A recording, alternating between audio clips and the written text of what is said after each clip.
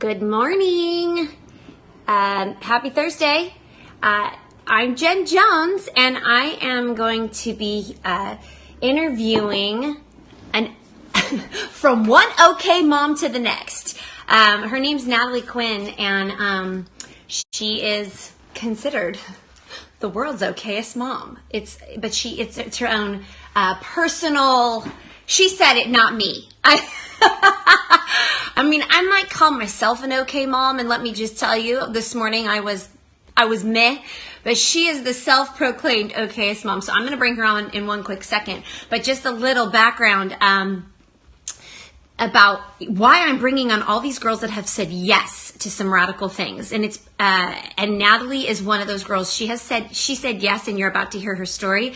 But I'm doing this project called Daring Yes, because I think that our lives sometimes are handcuffed by no and deep fear of the unknown, fear of a path that might lead to a whole lot of pain. And it might, but you'll never know unless you say yes. And there's risk. That's why we sometimes say no, there's risk. That's why I'm calling it daring yes. There's risk, but without risk, man, there's no reward. And that is the story of Natalie. So I'm going to bring her on. I saw her pop in here. We actually met via the blogosphere. Isn't any other bloggers on here? Because Natalie and I met via the blogosphere, and we are on Cali. I'm the SoCal. She's the NoCal. And us Cal, we have pride. So there she is. Hi, Natalie. Hi. Can you How hear are me? you? I can hear you. Good. Let me share this. Here. Hey, I was just telling them that we met via the blogosphere, but what I had yet to share is that most of our friendship and connection was evolving online until I headed to Redding, California.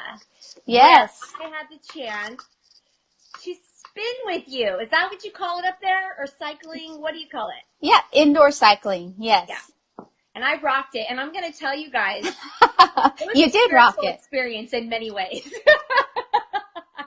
It was, whether the aerobic activity of it made me like cry out to Jesus, but then also just the environment that you created there is pretty cool. So it was a wonderful time I had. So we got to meet in real life, but I'm doing this project, as you know, it's a devotional series called Daring Yes, and I was thinking about different women that I know that have really put themselves out there in massive obedience.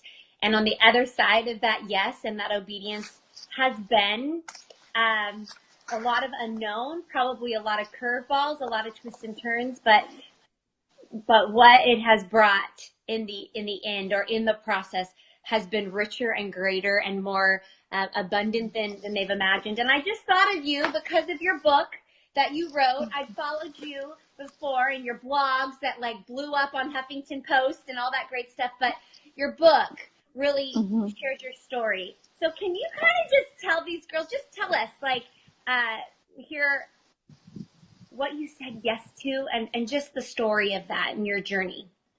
All right. My husband and I, we met in high school and we got married when we were just babies, 19 years old. And we had a son and we had a daughter and we thought our family was complete. And then the short story is that God asked us to adopt a sibling set of 4 older children from Ethiopia. And just jumping into that and saying yes to that was probably the scariest thing that I have committed to in my life. But how God so very clearly led us to our children in Ethiopia and so very clearly told us that we were their parents. I just couldn't say no to that. So tell me a little bit about, I was reading in, I don't remember what chapter it is, maybe chapter 7, but just about that permanence. And it was permanent. And then like even the doors that opened and closed and how clear God was even in them. So I know you're saying like it was clear, but I think a lot of times most of us are taking these like incremental faith steps. Yeah. We think we know what's on the other side, or we have a hope of what might be on the other side, but it is not always that defined and that clear. And then we get curveballs along the way. So we're like, whoa, No. did I hear right? Am I doing the right thing? So tell me a little bit about that for you. Yeah. Well, it was so clear that God was asking us to adopt, but how he got us there, and then the journey from me saying yes to adoption, which I assumed was one baby, to actually bringing home 4 big kids, that was just one faith step at a time. And I really just had to take one step, one day, just knowing that God asked me to do this. One of my favorite, I guess one of my favorite stories from our adoption process is when we needed money because, trusting God with our checkbook is often one of the hardest things to do. And when he asked us to adopt and asked us to adopt a sibling set from Ethiopia, we signed on with an adoption agency and we knew we needed $30,000. And then we had a surprise twist in our adoption story when we found out about their older sister, and that was an additional $20,000. And so how God provided that money for us was, it was like, in the Bible, God talks about an Ebenezer, which is like a marker of faith, a marker that you can look back on and say, this is a reminder to me of what God has done in my life. So he provided that money in such a miraculous way that it was my Ebenezer. It was my way of reminding myself when the going got tough and when I was taking one faith step at a time and not knowing what the outcome was going to be, I could just say, hey, Natalie, God provided this Ebenezer, this rock of help for you. Remember, this is his plan. And that was a big deal for me because we had some really hard times. Yeah, I love that.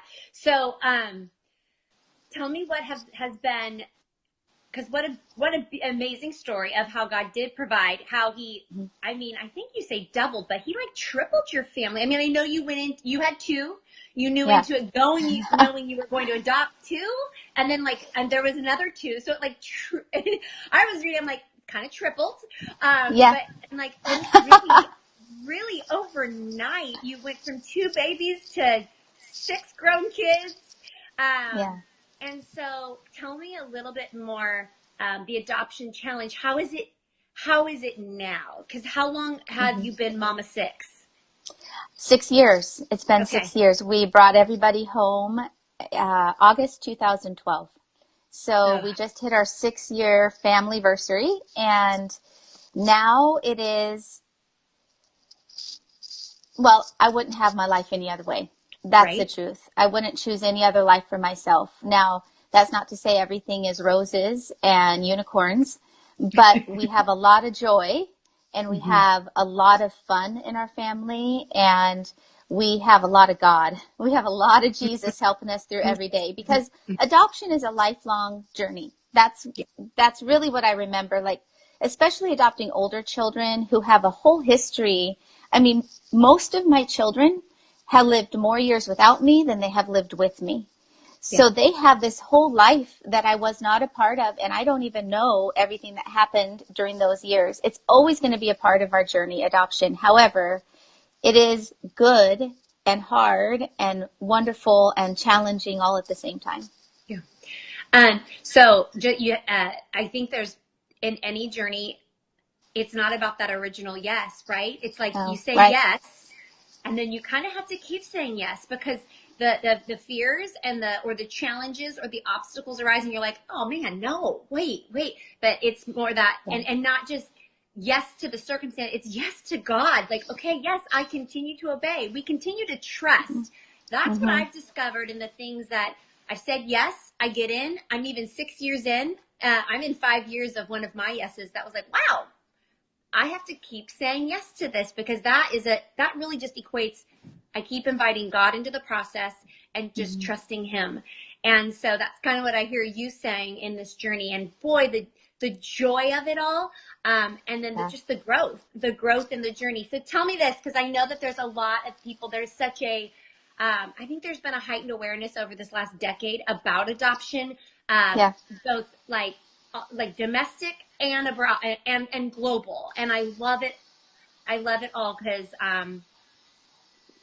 these children that need homes and families and love. And so tell me what you would say to the family, the parents that are listening, or maybe those that aren't parents yet that are considering this avenue. Because one of the very first blogs I ever read that got, it really blew up all over Huffington Post, and it was an incredible blog, and I even shared it on mine about why you should not adopt. And so what would you say to the woman, the man that's hearing this about maybe their yes or no as they consider adoption?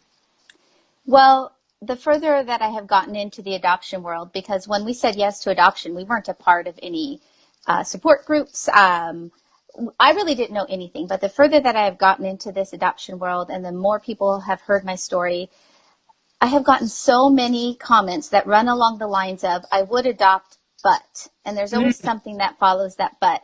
And what I really hear people saying is almost like, I feel guilty that I've never adopted. So that's one thing that I hear a lot. And then the other thing I hear a lot is the question, why did you not adopt from America? Because we have enough children right here in our own backyard who need families. Why did you not adopt from America? So those two questions, statements were the reason that I wrote that blog, Why You Should Not Adopt. And I think that what I would say to people, first of all, why I did not adopt from America. I really believe that God He has a heart for the vulnerable, the orphan, the widow, the refugee, the vulnerable. And when He is looking down from heaven at His hurting world, I do not think that He sees borders. Right. I just think He sees hurting people, and that He has a different role for each one of us to play. If we all played the same role, if we were all pastors, then there would not be anybody else out there doing anything in the world. If we all adopted from America, then there would not be anybody adopting from overseas. So we each have a very specific role in our life that God has asked us to play. And my role was to adopt 4 children from Ethiopia. And the reason I did that is because God told me that's where my children were. Now, as far as why other people say these things to me, I would adopt, but I don't have enough money. I would adopt, but I'm too busy. I would adopt, but my husband's not on board. Oh, that's a big one. I hear that a lot. This is what I say. We, just like we're not all asked to adopt from America or asked to adopt from overseas, we're not all asked to adopt. That is not the story that God has written for each one of us. Now, that's not to say that we cannot still love the vulnerable and love the orphan and the widow and the refugee the way that Jesus would without adopting. There's so many ways to get involved, but he didn't ask me to be a pastor or an overseas missionary, and He didn't ask you to go to Ethiopia and adopt 4 children, because we are all part of the body and we all are a different part, and that's what makes it so beautiful. And that's where we get our diversity, and that's how the world gets to see more of Jesus, when we all play our part. So to people who say, I would adopt, but, number one, I ask them, first of all, is your spouse on board? If your spouse is not on board, which I hear so many times, the woman saying, I would adopt, but my husband, then don't do it. Because unless you are so committed together, then you do not want to get into it. And I don't believe that God is just going to ask one spouse. If He wants you guys to do it, He's going to call both of you. Second of all, I would say, okay, is this what God has for you? Are you really saying you would adopt, but, or are you just saying that you have a heart for the orphan, which is a beautiful, wonderful thing, and there are other ways to get involved? And that is a question between you and God. And I can't answer that for you. There are a lot of resources I can give you, a lot of questions that I can answer for you. But ultimately, that's a question for you to ask God if that is the role that He wants you to play. Oh, so good. And I think that I know that's going to help a lot of people, because I have not been asked to adopt. That's not my yes. That's not my yes. And I love how you said we all play our part, and that's good, because we need to play our parts as the body, so that we can be God's hands and feet extended to reach the world in whatever role it is that He has asked us to play. And so I don't know the yes of all the women, or even the guys that are listening on this, but that's what they have to, that's what they have to figure out. And Right. then if it is their yes, then they're going to begin to take the steps. And so I would love if you would share, maybe after we hop off this, you can share the link to, I tagged you on your page. They'll be able to catch you there. But even the link, I know your book's on Amazon. I believe that's how I got it. But I think that this is a journey, yes, about adoption. And if that is your yes, and that's the next daring step that God is calling you to, I recommend this read. If you're a mom, I recommend this read because there's a lot of things in here. Everything that you just said, Natalie, even though my story is not your story, my heart was pounding with excitement about what do I need to say yes to? Where do I need to play my part next? What's my faith step? What's my obedience step? And God is faithful to always answer. And I think sometimes we get like, well, I don't know, or I'm afraid, or what if I don't hear him? You will. If you're submitted and surrendered, and then he provides. Where he points you to, he provides for you. And that's your story. That's your story. And that's going to be the story of anyone who is willing to listen to Jesus and then do what he says. And really, that's all Daring Yes is about. That's the path. Yeah, share what you're going to say. I'm so on board with what you're saying right now. I wrote a chapter, actually, it's called Submitted Vessels. And the whole point of it is that if we wait until we're not afraid, if we wait until all of our questions are answered, if we wait until we think we have it all together, then we're never going to do it. Whatever your yes is, you're never going to say yes if you wait until you feel like you're ready, because the truth is, in our own power, we are never going to be ready. And we just have to be willing to say yes. God is not asking for the perfect vessel. He's just asking for a submitted vessel, someone who's willing to say yes to whatever it is that he is asking you to do. Yes. Well, yes. Yes. Oh, yes. I agree. Well, thank you so much for sharing your story. And I do love how social media brings us together. I know we're not like lifelong friends, haven't even connected that much in person, but our hearts, our stories are different, but our love for Jesus and our heart to do what he wants us to do is same. And I love being on here with you. So thank you so much for sharing. And I look forward to seeing you. I'll be up there in December. So I'll be I hope that you come. class. Yes. Indoor cycle with me. Come and ride with me. I would love it. Okay. Have a great day. Thank you. Bye, everybody.